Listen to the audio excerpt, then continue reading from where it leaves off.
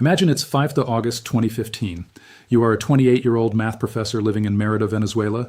You specialize in mathematical logic, the kind of difficult abstract work that takes years to learn and that healthy societies usually treat with respect. Your job title sounds solid, almost protective, but at the black market exchange rate, your pay comes to about $4 a week. You still dress for class, still cover the board with symbols, still tell your students that study is the ladder out of hardship. Then the school day ends and you start thinking about milk, transport, rent, and the long lines for basic goods that swallow entire afternoons.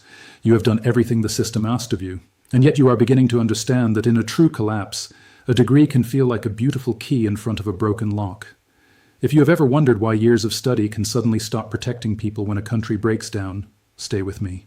What you are about to hear is not a theory, it is a pattern. It has happened before, and it has a way of shocking those who trusted the system most.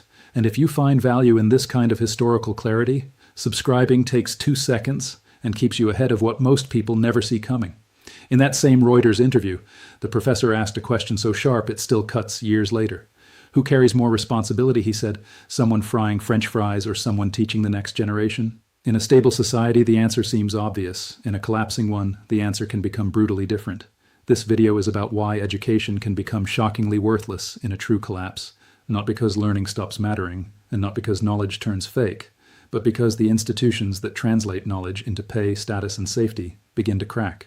When the currency fails, when employers stop paying, when the state cannot fund schools or hospitals, and when people are desperate for food before they are desperate for theory, the market can stop rewarding what once looked like the safest path in life. History shows this again and again. The diploma on the wall remains real. The knowledge in your head remains real. But the bridge between that knowledge and a decent life can fall into the river overnight. Before we go further, there is something important to understand. Education is not just information. In normal times, it is part of a larger machine. A surgeon is valuable because hospitals function. An engineer is valuable because factories can get parts, contracts can be enforced, and money received at the end of the month still buys food. A teacher is valuable because parents believe school leads somewhere, governments can fund classrooms, and employers still care about credentials.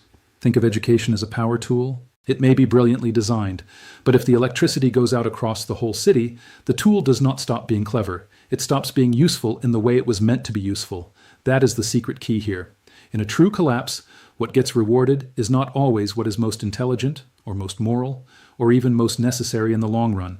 What gets rewarded is what can solve immediate problems inside a damaged system. That might mean access to hard currency. It might mean food distribution, repair work, transport, foreign clients, medicine, smuggling routes, or simple political connections. The economy shrinks like a drying lake, and as the water pulls back, many advanced professions are left stranded like boats on mud. Their skill did not disappear. Their ecosystem did. This brings us directly to the first part of the story. The Soviet collapse is one of the clearest examples of what happens when a highly educated society loses the machinery that once gave its education value. The Soviet Union was full of engineers, scientists, teachers, and technical specialists. It had trained whole generations to believe that expertise would be protected by the state. Then the state itself began to come apart. After the failed August coup in 1991, the Soviet Union unraveled within months. What followed in Russia during the 1990s was not just political change. It was a demolition of the old price system, the old job system, and the old promises. Reuters later described how shock economic reforms wiped out people's savings, while unemployment and organized crime soared. A World Bank review of the transition found that aggregate employment fell by 12%, unemployment nearly tripled, and real wages dropped by nearly 40%. Even worse, wage arrears spread to affect 2/3 of all workers. That means millions of people were technically employed, but not reliably paid. Imagine going to work, teaching classes, fixing engines, running hospital wards, and then waiting and waiting and waiting for money that either came late or came already half dead from inflation. And this is where history gets uncomfortable. In theory, a society in chaos should cling tightly to its most educated people.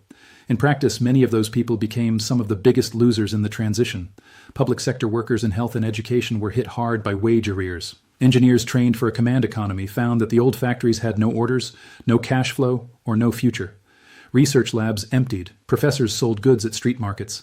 Families with advanced degrees learned the humiliating grammar of survival. Side jobs, barter, unpaid salaries, borrowed cash, and sudden status loss. Even Vladimir Putin, hardly an ordinary citizen, later said that after the Soviet collapse, he sometimes had to moonlight as a taxi driver to get by. When even a former KGB officer in a major city says the system pushed him into cab work, you begin to see the scale of the disruption. The ladder had not merely cracked, the wall it was leaning against had been removed. Look at what happened to ordinary households. A savings book that once felt prudent became a paper memory. Parents who had done everything correctly saw prices outrun pay. Children grew up in homes where the old prestige of education still survived in language, but not in purchasing power. That matters because collapse is not only material, it is psychological. It teaches people, often in a matter of months, that the rules they built their identity around no longer work. An engineer who becomes a market trader does not simply lose income. He loses the story he told himself about how the world works. And once enough people learn that lesson, society changes from the inside. Young people stop trusting titles. Families stop making sacrifices for long-term study if short-term hustles bring cash faster. The brightest people leave if they can. Those who stay downgrade their ambitions from mastery to endurance. In that atmosphere, education is not worthless in the absolute sense, but in the local economy, in the daily market where food, fuel, rent, and medicine decide your fate, it can become shockingly underpriced. The knowledge stays in the head. The payment for it dissolves in the air. One of the strangest features of the Russian 1990s was that work itself stopped being a reliable guide to value. A title remained, a desk remained, a building remained, but the chain-linking effort to reward was snapping link by link. In normal times, people use wages like a compass. They are not perfect, but they at least point somewhere. In a collapse, the compass needle spins. A school principal may earn less in real terms than a street trader. A trained engineer may depend on relatives, while a person moving imported goods across a border comes home with cash. The old hierarchy starts looking like a theater set after the actors have gone home. The walls are still painted. There is just nothing holding them up. That shift matters because education depends on delayed trust. A family agrees to years of textbooks, exams, and sacrifice because they believe the reward will come later in the form of secure work, stable income, and social respect. When the reward fails to arrive, or arrives in money that buys almost nothing, education does not merely lose market value. It can lose moral authority in the eyes of the young. A teenager watching his father wait months for wages from a factory or his mother teach for pay that never keeps up with prices learns a dangerous lesson. He learns that the straight road may not lead anywhere, and once enough people believe that, the labor market changes shape. The patients stop being patient. The skilled stop being loyal. The ambitious stop aiming at the professions their parents admired and start aiming at whatever can cross borders, touch hard currency, or turn into cash quickly. That is why collapse so often empties classrooms twice. First, it empties them of teachers who can no longer survive. Then it empties them of belief. The blackboard stays on the wall, but the future it once promised begins fading like chalk in rain. Here's something I want you to think about before we go further.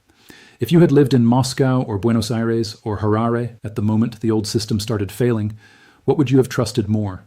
Your degree, your savings account, or your ability to improvise? Drop your answer in the comments. Seriously. Because what I'm about to show you next is the part of this story that most people never hear, and it changes everything.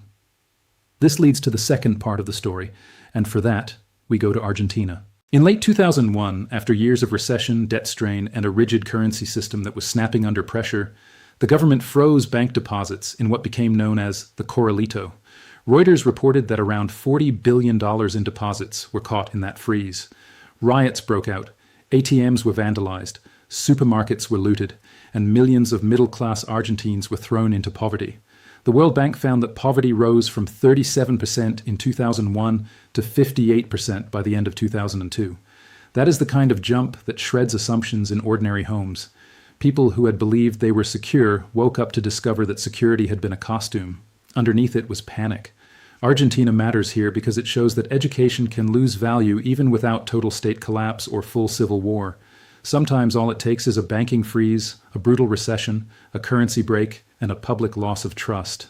During the crisis, barter clubs spread across the country. Reuters later described how these clubs had surfaced during the 2001 to 2002 collapse and then returned during later downturns. At abandoned train stations and public spaces, people traded rice, flour, clothes, homemade cakes, and cooking oil because cash was scarce or unreliable. Think about what that means. A society that had accountants, architects, teachers, office workers, and shop managers started solving daily life with direct exchange, almost like building a second economy out of leftovers. The official economy became a frozen river, People had to walk around it on foot. And who suffered most? Not only the poorest, though they suffered terribly. The crisis hit the lower middle class and middle class with particular force because they had trusted formal channels. They had money in banks. They had careers tied to normal commerce. They had plans based on a stable future. Reuters quoted a 70-year-old saver named Stella in 2019 saying, "I prefer to have my savings at home. It's my insurance for the next few years, and I don't want any doubts." Why did she feel that way? Because memory had taught her that institutions could lock the gate after inviting everyone inside. The Corralito left a scar so deep that even years later, Argentines preferred mattresses and hidden cash to official promises. Now here is where it gets interesting. In a collapse, education often fails first not at the level of knowledge, but at the level of timing. Schooling is a long bet. It asks people to sacrifice in the present for a payoff later. But collapse is a present tense event. It punishes delay. If your child is hungry this week, a law degree that might pay off in 5 years loses to a neighbor who can trade flour tonight. If your salary is trapped in a bank, your economics textbook matters less than your cousin who knows where to find dollars. In Argentina's barter markets, people were not asking who had the best resume. They were asking who had cooking oil, detergent, shoes, sugar, or transport. The market had narrowed from ambition to necessity. And when a market narrows that way, symbolic value gets crushed. Prestige shrivels, utility wins. This is why highly educated groups can feel especially betrayed. They are often taught that they are insulated from disorder because they hold something portable and permanent. But history shows that the portability of education depends on whether the surrounding society still recognizes it, funds it, and can pay for it. A piano teacher may be admired, a civil engineer may be essential on paper, a university graduate may have done every difficult thing society requested. Yet when banks lock up deposits and employers stop hiring, the local price of that education can collapse faster than the person can emotionally adjust. It is like discovering that the gold medal you trained for is made of chocolate. It still looks impressive under glass. It just melts in your hand when the room gets hot. The third part of this story takes us to Zimbabwe, where the problem was even more violent because the currency itself began to disintegrate in public. By 2007 and 2008, inflation was already raging. Reuters reported in September 2007 that teachers who made up a large share of the professional class were earning about 3 million Zimbabwe dollars a month, worth around $6 on the black market. Their union wanted at least 16.7 million Zimbabwe dollars just to reach the poverty datum line, which means the minimum needed to stay above outright destitution. One union official said bluntly, "For professionals, the pay is scandalously low." Think about that sentence. Not low for laborers, not low for entry-level work, low for professionals. The people who had been told that education would protect them were being paid sums that could not reliably cover bus fare. Teachers did not only lose status. Many lost the practical ability to go to work. Reuters reported that members could hardly afford fares to get to school on their monthly pay. Imagine the absurdity. The country trains you, the state employs you, the job remains on paper, yet your salary no longer covers the trip to the classroom. That is not just wage decline. It is institutional self-cannibalism. The system is eating its own teachers. Then came the wider monetary breakdown. Reuters noted that Zimbabwe's currency crisis became so extreme that inflation, by one later estimate, peaked in 2008 at 500 billion%. Other researchers estimated a monthly inflation rate of 79.6 billion% in November 2008, which means prices were rising so fast that ordinary money stopped working as money. Either way, the meaning is simple. Savings were vaporized, pensions were wiped out, confidence in the currency was destroyed, a banknote became less like money and more like a melting ice cube. Hold it too long and it lost shape in your hands. When that happens, the logic of education breaks down with it. Salaries are contracts written in money. If money no longer works, the contract becomes a joke told at the employee's expense. What did ordinary people experience? Shortages of food, fuel, and foreign currency, empty shelves, delayed wages, schools that could not function normally because teachers were on strike or simply absent. Families that had once aimed their children towards steady, respectable professions found themselves prioritizing access to US dollars, cross-border trade, remittances, or any job that touched real goods. This is one of the most counterintuitive facts in collapse. The smarter and more specialized your training, the more trapped you can become if that training depends on a dead monetary system. A village mechanic who can repair a truck for cash may suddenly outrank a graduate with a state salary paid in fantasy money. A trader with access to fuel may do better than a lecturer with 3 framed certificates. Not because society has become wiser, because it has become desperate, and that desperation changes behavior fast.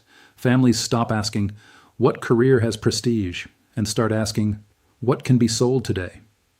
Students notice this. Children notice this. When they see teachers unable to afford transport or professors selling side goods, they absorb a hard lesson long before anyone says it aloud. They learn that the classroom may still produce knowledge, but no longer guarantees a future. Once that belief breaks, the damage lasts far beyond the crisis itself. A collapse is not only a storm, it is acid rain. It keeps eating trust long after the thunder moves on. Most people will never know what you now know. Most people will keep trusting systems they do not understand. If you are still here, you are not most people. Hit subscribe, because the next section is the part this channel was made for. The part they never put in textbooks. Now observe what all of these cases have in common. Different countries, different decades, same result. In Russia after 1991, the state that paid and organized educated labor fragmented, real wages plunged, and unpaid salaries spread through the workforce. In Argentina in 2001 and 2002, the financial system froze, poverty surged, and formal money gave way to barter in many neighborhoods. In Zimbabwe in 2008, the currency itself broke apart, and with it the meaning of a professional paycheck. The same mechanism, different countries, different decades, same result. Education creates value inside a web of trust. That web includes stable money, functioning employers, enforceable contracts, usable banks, predictable prices, and the belief that tomorrow will broadly resemble today. Remove enough strands, and the web does not tear neatly. It drops everything at once. This is the part many people miss. Education is a delayed return asset. It works best in societies where the future is thick, where people can plan, borrow, save, hire, insure, and wait. Collapse makes the future thin. It squeezes time down to the next meal, the next fuel refill, the next medicine purchase, the next chance to get cash out before the doors close. When time shrinks like that, the economy starts paying a premium for immediacy. Bread over theory, cash over credentials, networks over titles, repair over abstraction. Not forever, maybe, but long enough to ruin lives. There is another shared pattern. The most educated people often do not become truly worthless. They become mispriced. Their knowledge remains powerful, but only where functioning systems still exist. This is why collapse so often produces brain drain, which means the flight of trained people to places that still reward their skill. Lebanon saw it, Venezuela saw it, post-Soviet states saw it. The tragedy is not that education loses all value everywhere. The tragedy is that it can lose value exactly where it was acquired, exactly where families made sacrifices for it, exactly where society now needs it most. A surgeon is still a surgeon.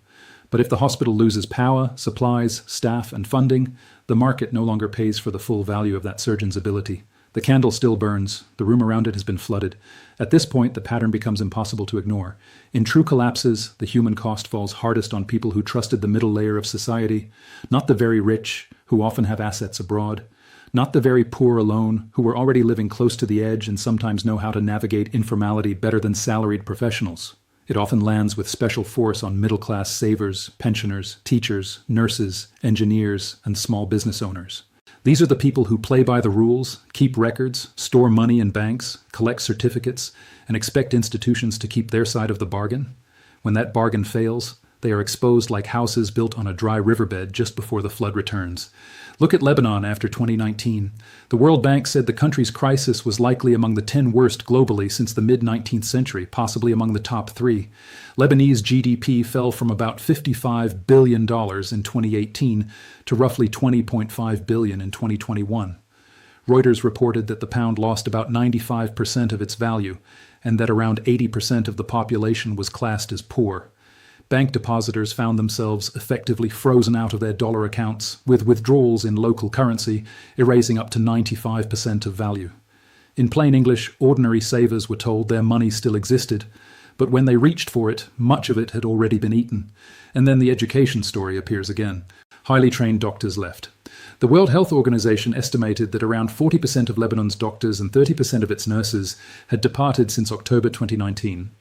Hospitals ran at reduced capacity. A pediatric intensive care unit in Beirut stood empty not because children were healthy, but because there were not enough nurses to keep it open.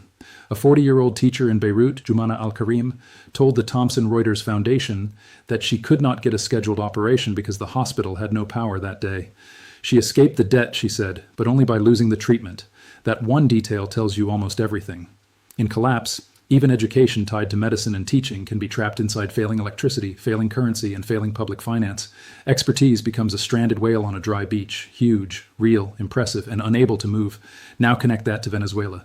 Reuters reported in 2015 that headhunters across Latin America were actively recruiting Venezuelan professionals because the crisis had left skilled workers earning less than taxi drivers and waiters. One Apple software developer had been making about $130 a month before being recruited to Colombia for $900 plus travel costs. The same person, the same skill. Two completely different prices. Why? Because one labor market was sick and the other could still breathe. In January 2023, Reuters reported that a public school teacher in Venezuela earned about $10 a month, while university professors earned roughly $60 to $80. Another Reuters report that year quoted a retired teacher in Caracas whose pension was equivalent to $9 a month and whose total income after tutoring and sewing reached only about $20. A dozen eggs cost around $4, a kilo of chicken cost about $3, a liter of milk cost $1.80. That is what collapse does. It takes a lifetime of study and prices it against eggs. Who walks away relatively fine in these stories? Usually not because they are smarter in a classroom sense. Usually because they are connected to functioning systems outside the collapse zone. People with access to foreign currency, people with relatives abroad sending remittances, people who can move goods instead of waiting for salaries, people whose skills can be sold across borders, in another language, in another legal system, or online to outside clients. The painful truth is that collapse rewards portability. It punishes rootedness. The school teacher tied to a local payroll can be ruined. The coder billing in dollars can survive. The surgeon in Beirut may be squeezed at home and welcomed abroad. The professor in Venezuela may starve locally and suddenly be valuable the moment a foreign employer notices him. Same mind, same training, different system, and the damage does not stop with professionals themselves. Pensioners paid in local currency watch a lifetime of careful saving shrink into a few bags of groceries. Small shop owners lose both customers and working capital at the same time, like being hit by drought and flood in the same week. Parents delay treatment, skip protein, pull children from activities, and start measuring every decision against transport fare and medicine costs. Collapse turns private dreams into accounting problems. The question is not whether this pattern will repeat. History has already answered that. The only question is whether you will see it before it sees you. If this channel helps you think differently about the world you live in, subscribe. It costs nothing, and it might change everything. The historical record shows that those who came through these periods largely shared a few characteristics. Not perfect protection, not immunity, just patterns. First, they had some way to connect their labor to a functioning market. In Argentina, those with trusted access to dollars or goods were less trapped than those who relied entirely on banks and frozen salaries. In Lebanon and Venezuela, people who could earn or save in hard currency, which means money broadly accepted outside the crisis, had far more room to breathe. In post-Soviet space, those who could pivot into trade, private enterprise, or outside opportunities often did better than those who waited loyally for unpaid wages to resume. It was less like having a stronger house and more like having a boat when the road disappeared.